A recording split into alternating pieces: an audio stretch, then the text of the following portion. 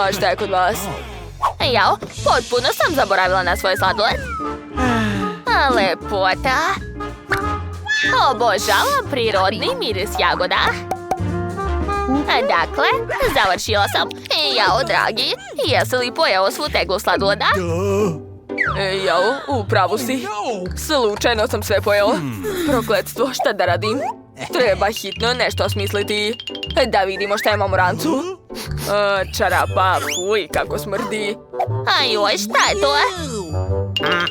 Izvinjavam se, samo tražim šta da dam malo umjesto sladoleda. Barbie.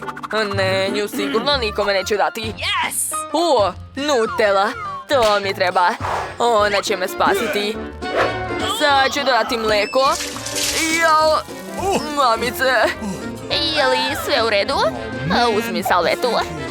Hvala, bako. Pa, barem sam se umio. I mlijeko je ostalo. Što znači da moja genijalna ideja može da uspe. Mlijeko treba sipati u teglu i potresti da bih dobio čokoladno mlijeko. Gledajte, ljudi. Vreme je zalediti tu teglu. Sad je moj sladoled spreman. To je to. Ajoj, to bi trebalo